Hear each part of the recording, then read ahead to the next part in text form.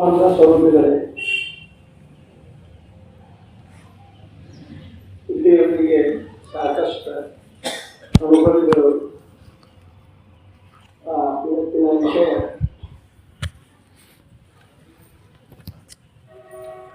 ವಿದ್ಯೆ, ಕರುಣೆ, ಇದನ್ನುಳ್ಳ ಗುರು ಭಜನೆಯನ್ನು ಅಂತ. ಅಲ್ಲಿ ಗುರು ಎಂಥವಿರ್ಬೇಕ ಅನ್ನೋದು ಅಂಥವನ್ನ ಗುರು ಭಜನೆ ಅಂದ್ರೆ ಭಜೆಟು ಸರ್ ಸೇವಾ ಮಾಡೋದು. ಗುರುವಿನ ಸೇವಾ ಮಾಡಲಿಕ್ಕೆ ಎಂಥ ಗುರುಗಳು ಯೋಗ್ಯರಾಗ ಅನ್ನೋದನ್ನು ನಾವು ತಿಳ್ಕೊಬೇಕಾಗಿ. ಅಲ್ಲಿ ಗುರು ಲಕ್ಷಣದೊಳಗೆ ಹೇಳಿದ್ರೆ ಪಂಚರತ್ನದೊಳಗೆ ಎಲ್ಲ ಕಡೆ ಆ ಗುರುವಿಂದ ಬಂದ ಬರ್ತದೆ ಎಲ್ಲ. ಅದ್ರಾಗ ಕರುಣೆ, ವಿದ್ಯೆ, ಸತ್ಕಲೆ, ಸುಖತ್ವ, ಸುಜ್ಞಾನಗಳೆಲ್ಲವೂ ಅವನೇ ಸೇವೆ ಕೊಡುವತ್ತು. ಅಲ್ಲೇ ಸೇವಾ ಮಾಡಲಿಕ್ಕೆ ಆ ಗುರು ಅವೆಲ್ಲ ಲಕ್ಷಣಗಳಿರುವಂತಹ ಗುರು ಹೇಳಿದ್ರೆ ಭಾಳ ಮಂದಿ ಗುರುಗಳ ಅದರಲ್ಲಿ ಕರ್ಸೋದು ಗುರುಗಳ ಇದು ಅಂತ ಹೇಳಿದ್ರೆ ಅವೆಲ್ಲ ಗುರುಗಳ. ಆದರೆ ನಿಜವಾದ ಗುರುಗಳು ಮುಕ್ತಿ ಸುಖ ಸಾಧ್ಯ ಒಂದೇ ಅಲ್ಲಿ ಅಂತ ಸ್ಥಿತಿಯನ್ನ ಹೇಳಿಕೊಡುವಂತಹ ಗುರುಗಳ ಸೇವೆ ಇಲ್ಲಿ ಗುರು ಭಜನೆ ಎನ್ನುವುದರ ಅಂಥದನ್ನ ನನಗೆ ಬೇಡುವಿನ ಭವ ನಿಮ್ಮನ್ನು ಭವಭವಗಳು ಮಾಡಿ ಒಲಿದು ಸುಗುಣ ಸಂತತಿ ಎನ್ನುವಂತ ಹೇಳಿದಲ್ಲ, ಅದಾಗಿ ಕವಿ ಪದದಾಗಿದೆ ಅಂತ. ವಿದ್ಯೆ, ಕರುಣೆ ಮತ್ತು ಅವ ಎಲ್ಲ ಇರುವಂತಹ ಗುರು ಭಜನೆಯನ್ನು ಕೊಡ್ಬಾ, ನನಗೆ ಗುರು ಸೇವೆಯನ್ನು ಕೊಡು ಅಂತ ಕೇಳ್ಕೊಂಡ ನನ್ನ ಗುರುವಿಂದ. ಅಲ್ಲೇ ಹೇಳಿದೆ ಎಲ್ಲ ಇದರಾಗ ಆ ಗುರು ಭಜನೆಯನ್ನ ನಾವು ಅಂತ ಗುರುಗಳು ಸಿಕ್ಕಾಳಿಗೆ ಗುರು ಸೇವೆ ಮಾಡಕ ಆ ಗುರು ಸೇವೆ ಇನ್ನೇನೊಬ್ಬರು ಬಂದ ಗುರು ಸೇವೆ ಅಂತ ಹೇಳ್ತಿರಲ್ಲ, ಏನಿದೆ ಹೆಂಗ್ ಮಾಡೋದು ಅಂತ ಕೇಳಿದ್ರು. ಅದೇ ಅದೇ ಗುರುಗಳು ಇಂಥ ಗುರುಗಳ ಸೇವಾ ಮಾಡೋದು ಹೆಂಗೆ ಆಪ್ತ ಹಂಗ ಸಾಲ ಸದ್ಭಾವ ನಾನು ಪ್ರೀತಿ ಸೇವಾ ಆಗಪ್ಪ. ಅದ್ರಾಗ ನಿನಗೆ ಹೆಂಗೆ ಅನುಕೂಲ ಆಗ್ತೈತೆ ಆ ಅನುಕೂಲ ಆದ ಸೇವಾ ಮಾಡ. ಅಲ್ಲಿ ಅಂತ ಗುರುಗಳು ಬೇಕಲ್ಲಿ ಸೇವಾ ಮಾಡಾಕ ಅವ ಸೇವೆ ಗುರು ಹಕ್ಕು ಅಂತ ಹೇಳ್ಯಾರು. ಅಂತ ಗುರುಗಳು ಸೇವಾ ಮಾಡು.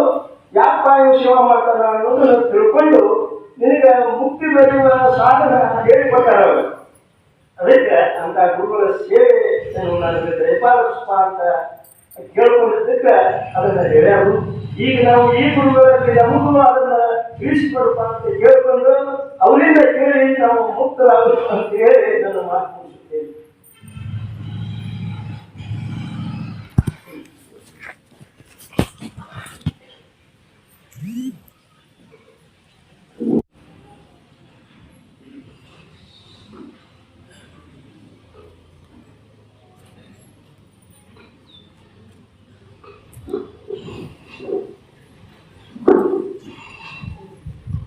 ಸದ್ಗುರು ಪರಂಪರೆಗೆ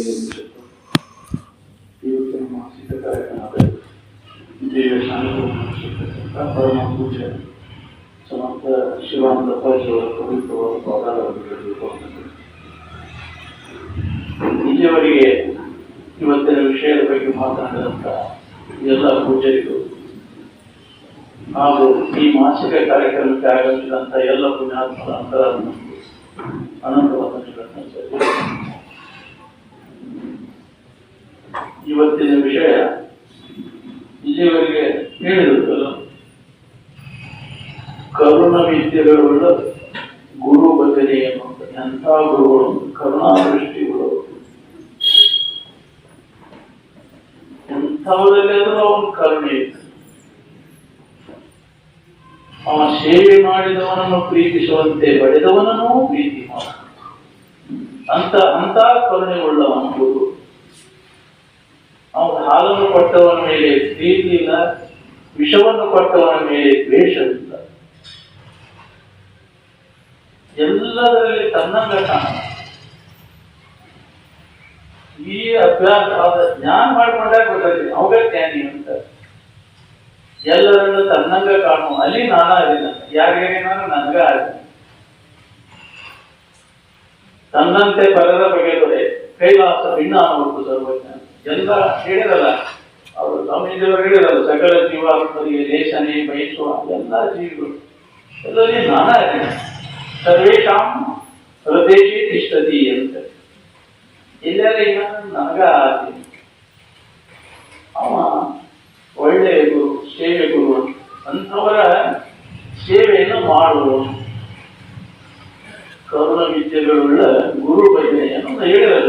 ಭಗವಂತನ ಭಜನೆ ಅಂದ್ರೆ ಸೇವೆ, ಬಜೆಟ್ ಸರ್ವ ಸೇವೆ, ಆಪ್ತ ಅಂಗ ಸ್ಥಾನ ಸೇವೆ. ಅಂತ ಸೇವೆ ನಿನಗ ದೊರಕಬೇಕಾದರೂ ಹಿಂದಿನ ಜನ್ಮದ ಪುಣ್ಯ ಬೇಕು ಅಂತ. ಬಹಳ ಜನ್ಮದ ಪುಣ್ಯ ಬೇಕಿದೆ. ಮಹಾತ್ಮರ ಒಂದು ಸೇವೆ, ಗುರುಪಾದ ಸೇವೆ ದೊರಕೊಂಡಿದ್ದಾಗಲೇ ತಿಳಿದಿರುವ ಪರಿಪಾಪ ಪರಿದು ಹೋಗುವುದು ಗರ್ಭದ ಗಿರಿಯುವುದಂತೆ ತರುವಂತ ಜನ್ಮ ಜನ್ಮಾಂತರ ಪಾಪ ಎಲ್ಲನೇ ಹೋಗ್ಬೋದು. ಅಂತ ಗುರುವಿನ ಸೇವೆ ನಿನಗೆ ಸಿಕ್ಕರೆ ಜೀವ ಸಿಗುವುದು ಬಹಳ ದುರ್ಲಭ. ಗುರುವಿನ ಸೇವೆ ಅಂದ್ರೆ ಗುರುವಿಗೆ ಆಪ್ತ ಅಂಗ ಸ್ಥಾನ ಅಂತ ಹೇಳಿದ್ರೆ 4 ಥರದ ಸೇವೆ. ಆಪ್ತ ಅಂದ್ರೆ ಅವರ ಹಿತೈಷಿಗಳು ಹಾಗೆ ನೋಡ್ಕೊಂಡು ಅವ್ರಿಗೆ ಏನಾದ್ರು ತೊಂದರೆ ಇದೆ ಏನೋ ನೋಡ್ಕೊಳ್ಳೋದು. ಅಂಗ ಅಂದ್ರೆ ಶರೀರದ ಬಗ್ಗೆ, ಆ ಗ್ರಹ ಕೃತ್ಯದ ಬಗ್ಗೆ, ತಾನಂದ್ರೆ ಗ್ರಹ ಕೃತ್ಯದ ಬಗ್ಗೆ. ಸದ್ಭಾವ ಅಂದ್ರೆ ಗುರುವಿಗಿಂತ ಶ್ರೇಷ್ಠವಾಗಿ ಇನ್ನೊಂದು ದೇವರಿಲ್ಲ. ನ ಗುರು ಅಧಿಕಂ ನ ಗುರು ಅಧಿಕಂ. ಯಾವ ದೇವರು ಇದ್ರು ಅಂತಿಲ್ಲ, ಯಾವ ಗುರುವಿಗಿಂತ ಶ್ರೇಷ್ಠ ಕಲಿತವಲ್ಲ. ಆದರೆ ಗುರು ನಿಜವಾದ ಮಾರ್ಗವನ್ನು ತೋರಿಸ್ತಾರೆ, ಬೇರೆ ದಾರಿನೇ ಇಲ್ಲ. ಅಂತ ಗುರುವಿನ ಕರುಣ ಆದಾಗ ನಿನಗೆ ಮೋಕ್ಷ ಸಿಗ್ತದೆ. ಗುರುವಿನ ಕರುಣೆ ಆಗುವ ತನಕ ದೊರೆಯದನ್ನ ಮುಕುತಿ ಅಂತ. ಹೌದು, ಅಂತಹ ಸದ್ಗುರುಗಳ ಸಿಗಬೇಕಲ್ಲ. ಅಂತಹ ಲಕ್ಷಣವುಳ್ಳ ಗುರುಗಳ ಸೇವೆ ನಮ್ಮ ಅಲ್ಲಿ ಇಟ್ಟುಕೊಂಡ 12 ವರ್ಷದವರೆಗೆ ಸೇವಾ ಮಾಡಿದ್ರು ಹೇಳಿದ್ರು ಇಲ್ಲ ಅಂತ. ಆ ಗುರು ಕರುಣೆ ಆಗುವುದು ಬಹಳ ಕಠಿಣ. ಹಂಗ ನಾವಲ್ಲಿ ಕಾಪಾಡ್ಕೊಂಡಿರ್ಬೇಕಲ್ಲ ಗುರುವಿನ ಕರುಣೆ.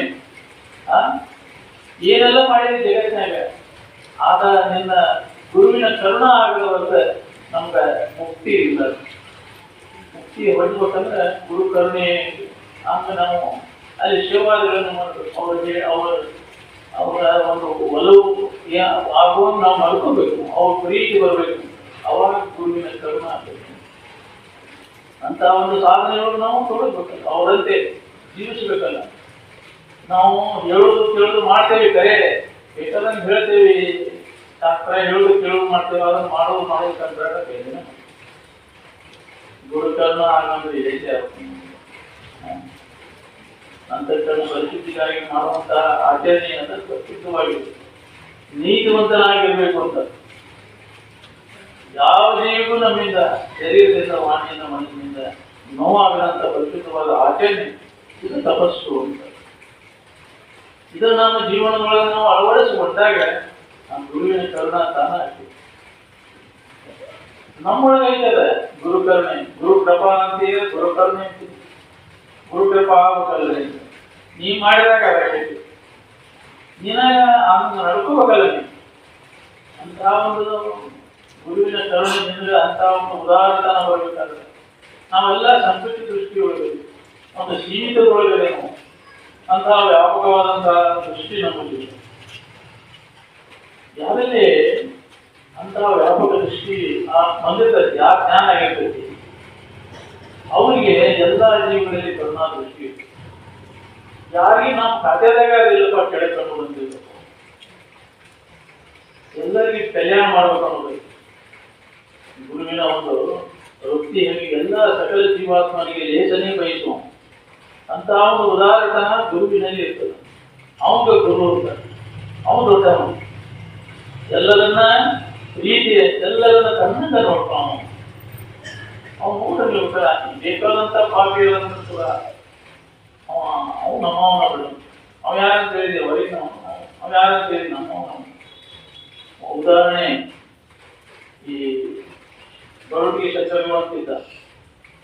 ಅಪ್ಪ ಅವರು ಪ್ರವಚನ ಹೇಳೋ ಟೈಮ್ನಾಗ ಕೆಲವರು ಹೇಳಿ ಅವ್ರು ತಪ್ಪುಗಳು ಮಾಡಿದವರು ಹಿಂಗೈತಂತ ಶಾಸ್ತ್ರ ಹೇಳಿ ಹಿಂಗ ಏ ರೈತಿ ಮೆರೆದವರೆಲ್ಲ ಇಂಥ ತಪ್ಪು ಮಾಡಿ ಇಂಥ ಸ್ಥಿತಿ ಹೊಂತಾರ ಅಂತ ಹೇಳಿದ್ಮೇಲೆ ಅವ್ನು ಕೇಳ್ಬೋದು.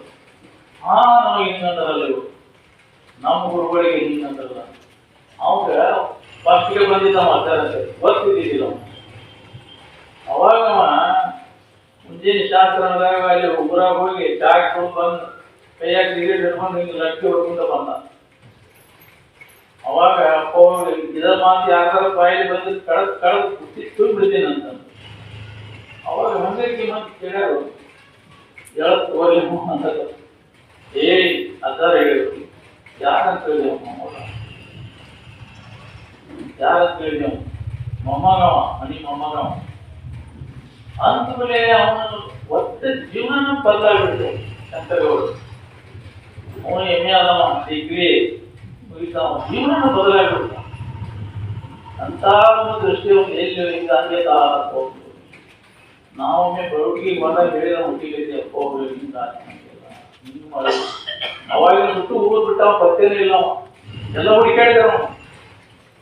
ಏನ್ ಶಂಕರಗೌಡ ನಮ್ಮ ಮನೆಗೆ ಬರೋಟಿಗೆ ನಾವು ಮರ ಕಲಿಸಿ ಹೇಳಿದ ಹುಟ್ಟಿಗೆ ಹೋಗಿ ಹಿಂಗೆ ಮಾಡಿದ, ಇಲ್ಲೇ ಊಟ ಮಾಡಂತ ಅವ್ರ ಮನ್ಯಾಗ ಊಟ ಮಾಡಿ ಕಳಿಸಿದ. ಈಗ ಮನೆಗೆ ಹೋದ್ರು ಊಟ ಅವ್ರ ಮನ್ಯಾಗ ಮಾಡ್ತಿದ್ರು ನಮ್ಗೆ.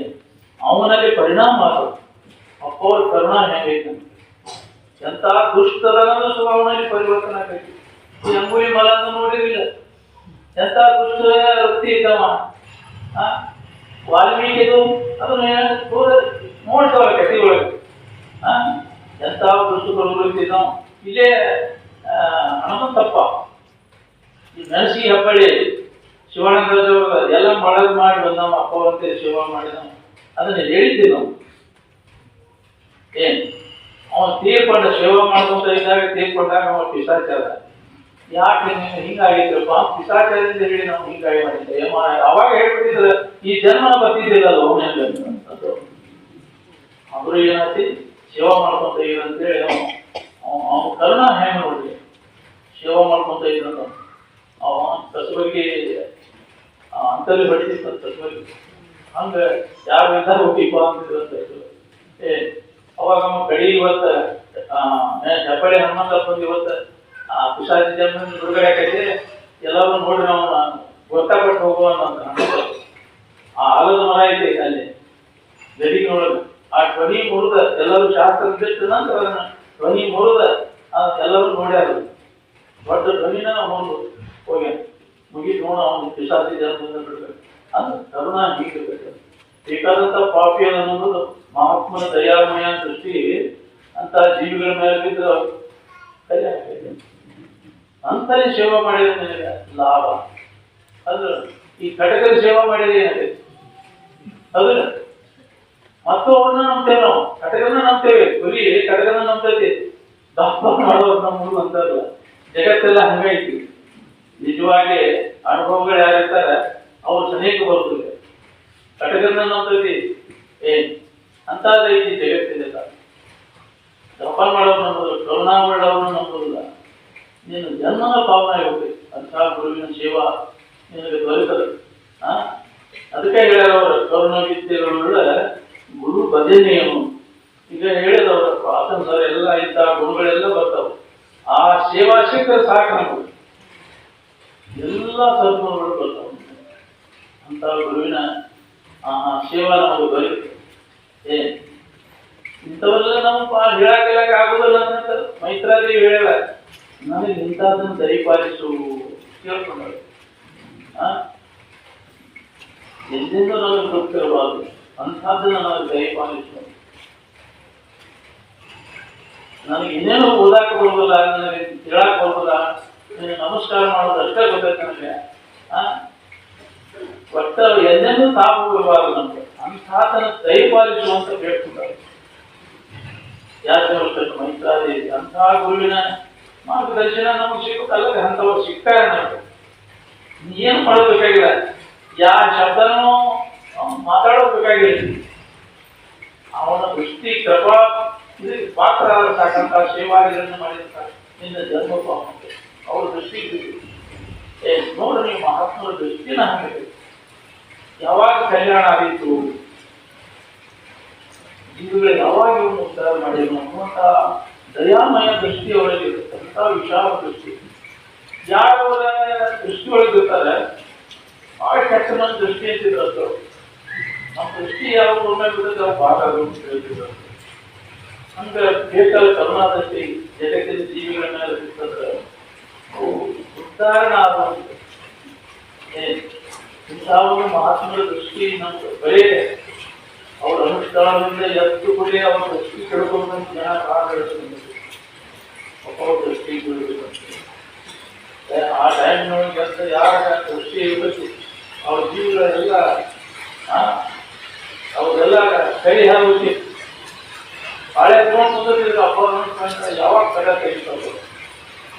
ಅಂದ್ರೆ ದಯಾಮಯ ದೃಷ್ಟಿ, ಮಹಾತ್ಮ ದೃಷ್ಟಿ ಅದೆಲ್ಲ ಸಾಕಷ್ಟು ಜನ ಆಗಿದೆ. ನಮ್ಮ ಲೌಕಿಕ ಎಲ್ಲ ಸಮಸ್ಯೆಗಳು ನೋಡತ್ತವ, ನಮ್ಮ ಪಾರಮಾರ್ಥಿಕ ಇವೆಲ್ಲ ಅವು ಅದರಾಗ ಆ ಲಾಭವನ್ನು ತಗೊಳ್ಕೊಳ್ತೀವಿ. ಅಂತಹ ಗುರುವಿನ ಸೇವೆ ನಾವು ಮಾಡ್ಕೋಬೇಕಾಗಿ. ಅದಕ್ಕೆ ಇನ್ನೊಂದು ಸುದ್ದಿ ಹೇಳ್ತದೆ, ಆತ್ಮಜ್ಞಾನ ಹೆಜ್ಜೆ ಭೂತಿ ಕಾಮಹ.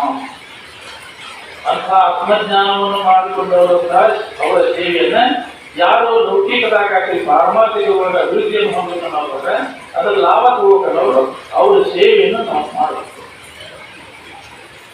ಅದನ್ನು ಮಾಡದ ಹೊರತಾರೆ ಅವರು ಹೇಳಿದಂತಹ ವಿಚಾರಗಳನ್ನ ನಮ್ಮ ಜೀವನದೊಳಗೆ ಅಳವಡಿಸಬೇಕು. ಅದಕ್ಕೆ ಅವ್ರು ಕೇಳೋದು, ತಂದ ಕೇಳೋದು. ಈ ಗುರುಗಳು ಏನು ಹೇಳ್ತಾರೆ, ನಮ್ಮ ಹೋಗಿ ಗುರುಗಳು ಕೇಳಿದ ಮಾತನ್ನ ತಂದ ನೆರೆ ಕೇಳೋದು. ಕೇಳುವುದನ್ನು ಅರಿಯುವುದನ್ನು ಒಮ್ಮೆಯೂ ಮರೆಯುವುದು ಕೆಲವು ಬರೇ ವಿಷಯವನ್ನು ವಿಷಯವನ್ನು ಸರಿ ಒಂದು ಈ ವಿಚಾರಗಳನ್ನ ನೀವು ಮೇಲೆ ಅವರು ಹೇಳಿದಂಥ ವಿಚಾರಗಳನ್ನ ದಿನನಿತ್ಯ ಶ್ರವಣ ಮಾಡ್ಕೊಂತ ಇರೋ ನಿನಗ ಆಸಕ್ತಿ ತಾನೇ ಇಲ್ಲ ಕೈಗೊಂಡು ವಿಷಯದಲ್ಲಿ ವ್ಯಾಮೋಹ ತಾನ ಕೈಗೊಂಡು ಯಾಕೆ ದೋಷದಲ್ಲಿ ಗೊತ್ತಿಲ್ಲದೆ ಅದ್ರಾಗ ಆಸಕ್ತಿ ಉಂಟಾಗಿತ್ತು. ದೋಷದಲ್ಲಿ ಏನಾಗ್ತಾನೆ ಸ್ವಾಭಾವಿಕವಾಗಿ ಅದ್ರಾಗ ಆಸಕ್ತಿ ವೈರಾಗ್ಯ ಬಂತು. ಅದಕ್ಕೆ ಇದನ್ನು ನಿತ್ಯ ಹಿಂಗಲೇ ಮಾಡು ಅಂತ ಹೇಳಿದ್ರು.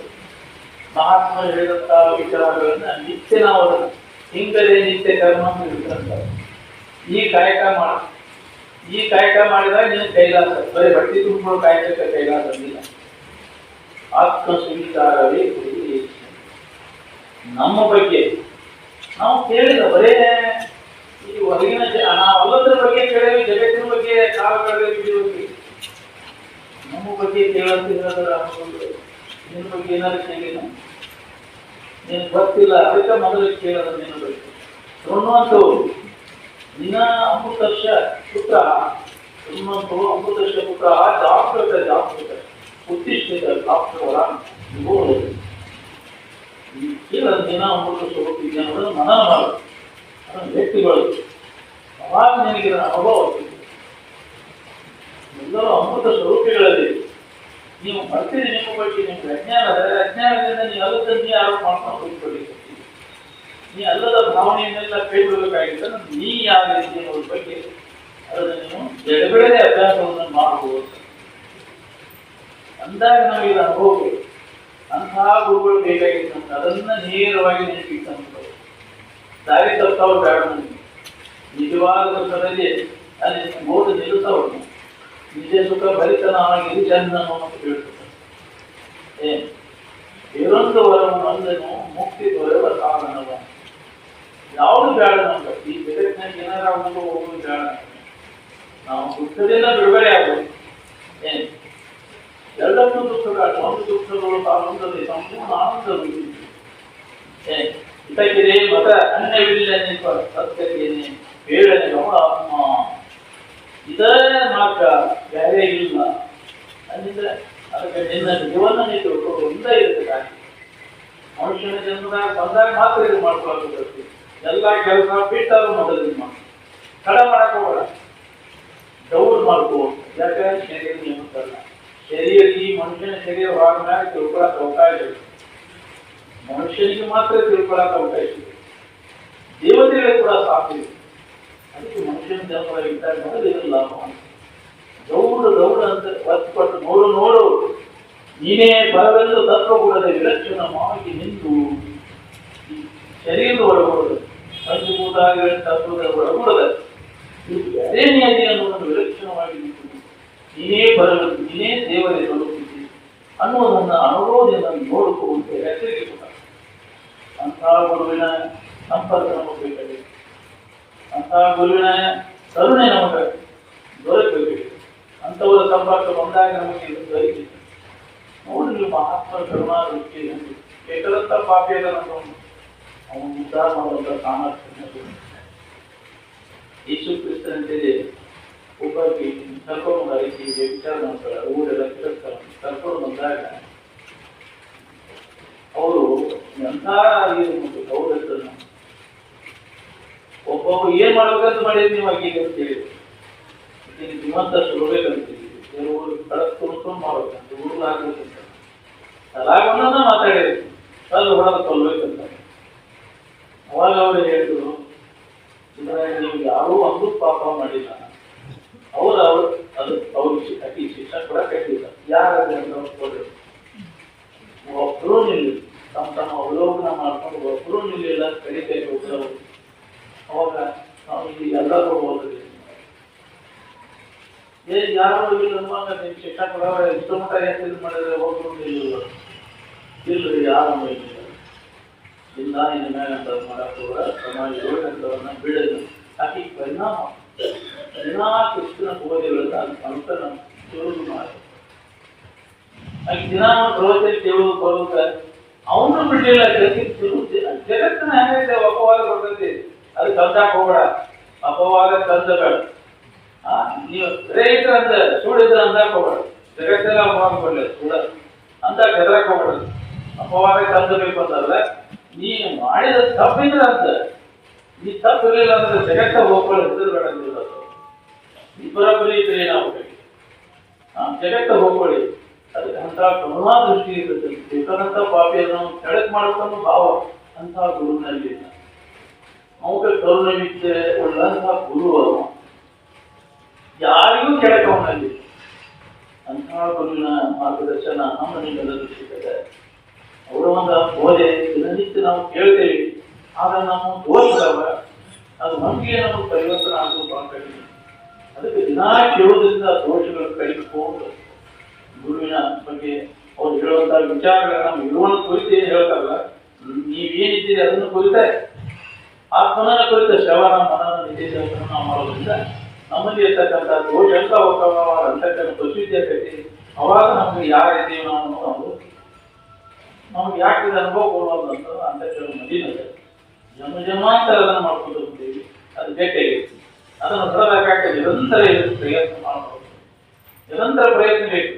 ಅನೇಕ ಮನುಷ್ಯ ಜನ್ಮಗಳು ಕಳೆದು ಹೋಗಬಹುದು ಅಂತಃಕರಣ ಈಗಿಂತ ಶುರು ಮಾಡಿದ್ರೆ ಜನ್ಮ ಹೋಗುತ್ತಾಗ ಆಗಲಿಲ್ಲ. ಅಂತಃಕರಣ ಸ್ವಚ್ಛ ಆಗದ ನಮಗೆ ಅನುಭವ.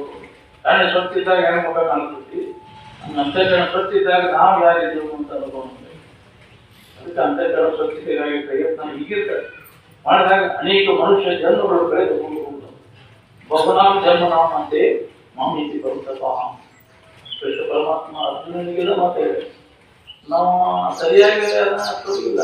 ಹೊರಗಿನ ದೇವರು ಬೇಕಿತ್ತು ಅಂತಃಕರಣ ಸ್ವಚ್ಛತೆಗಳು, ಹೊರಗಿನ ಗಂಟಿ ಬಾಚಿದ್ರೆ ಧೂಪ ದೀಪ ಹಾಕಿದ್ರೆ ಹಾಡಿದ್ರೆ ಬಾಚಿದ್ರೆ ಕುಡಿದ್ರೆ ಅಂತಃಕರಣ ಸ್ವಚ್ಛತೆಗಳು, ಹೊರಗಿನ ಯಾವ ಸಾಧನಗಳಿಂದ ಅಂತಃಕರಣ ಸ್ವಚ್ಛತೆಗಳು. ಅದಕ್ಕೆ ವಿವೇಕನ ಗುರುಗಳು ಹೇಳಿದಂತ ವಿಚಾರ ಏನದಲ್ಲ ಅವನು ನಾವು ಅಳವಡಿಸಿಕೊಂಡಾಗ ಅಂತಃಕರಣ ಕ್ರಮೇಣ ದೋಷ ಕಡಿಮೆ ಅಂತ ಹೋಗ್ತಾವೆ. ಯಮನಿಯಮಾದಿಗಳನ್ನ ನಾವು ಫಾಲೋ ಮಾಡಬೇಕು, ಕ್ರಮೇಣ ಅಂತಃಕರಣ ದೋಷ ಕಡಿಮೆ ಆಗ್ತವೆ. ಅವಾಗ ನಮ್ಗೆ ಅವ್ರು ಹೇಳಿದಂತ ಅನುಭವ ನಮ್ಮಲ್ಲಿ ಜಾಗೃತ ಆಗಿದೆ, ಅವಾಗ ನಮ್ಮ ಜನ್ಮ ಸಾರ್ಥಕ. ಅದಕ್ಕಂತಹ ಒಂದು ಗುರು ಬೋಧೆ, ಅದಕ್ಕೆ ಕರ್ಮ ವಿಷಯಗಳುಳ್ಳ ಗುರು ಭಜನೆ ಅನ್ನುವಂತ ಅದನ್ನ ಹೇಳ್ತಾರೆ. ಕಡಿಕೆ ಇಟ್ಟಾರ ಎಲ್ಲ ಗುಣಗಳು ಹಿಂದೆ ಬರ್ಬೇಕಾದ್ರೆ ಅಂತ ಗುರು ಭಜನೆಯನ್ನು ಮಾಡುವ ಎಲ್ಲ ಬರ್ತಾವೆ. ಇದನ್ನು ಮಾಡೋದ್ರಿಂದ ಎಲ್ಲ ಬರ್ತಾವೆ. ಅದಕ್ಕೆ ಗುರು ಸೇವೆಯನ್ನು ಮಾಡು. ನೀನು ಎಷ್ಟು ಹೆಚ್ಚು ಬ್ರಹ್ಮನಿಷ್ಠ ಗುರುವಿನ ಸೇವೆಯನ್ನು ಮಾಡ್ತೀವಿ ಅಷ್ಟು ಹೆಚ್ಚು ದೈವಿ ಶಕ್ತಿ ನಿನಗೆ ಪ್ರವೇಶ. ಗುರು ಸೇವೆ ಅಂದ್ರೆ ಗುಲಾಮಗಿರಿ ಎಂದು ತಿಳ್ಕೋಬೇಡ. ಗುರು ಸೇವೆಗಾಗಿಯೇ ಬದುಕುವುದು ಅಂದ್ರೆ ನಿನ್ನ ಬದುಕು ಸಾರ್ಥಕ. ಅದಕ್ಕೆ ಏನೋ ನಮ್ಮ ನಿಮ್ಮೆಲ್ಲರ ಹಿಂದಿನ ಜನ್ಮದ ಪುಣ್ಯ, ಆತ್ಮಾನಂದಪ್ಪ ಅವರ ಸಂಪರ್ಕ, ನಿರಂಜನಪ್ಪ ಅವರ ಸಂಪರ್ಕ, ಸಮರ್ಥರ ಸಂಪರ್ಕ, ಪದ್ಯದ ಸಂಪರ್ಕ, ಏನೋ ನಮ್ಮ ನಿಮ್ಮೆಲ್ಲರ ಸುಕೃತದ ದೊರಕಿದೆ. ಅದಕ್ಕೆ ನಾವು ನೀವೆಲ್ಲರ ಅವರ ಒಂದು ಸೇವಾದಿಗಳನ್ನು ಮಾಡಿ ಅದರ ಲಾಭವನ್ನು ನಾವು ತಗೊಂಡನ್ನು ಸಾರ್ಥಕ ಮಾಡ್ಕೊಂಡ್ತೀವಿ. ಮಾತಾಡಲಿಕ್ಕೆ ಅವಕಾಶ ಕೊಟ್ಟಂತ 5 ವರ್ಷ ಮಂಗಳಿಗೆ ಅನಂತ ವಂದನೆಗಳನ್ನು ಸಲ್ಲಿಸುವ ಮಾತು.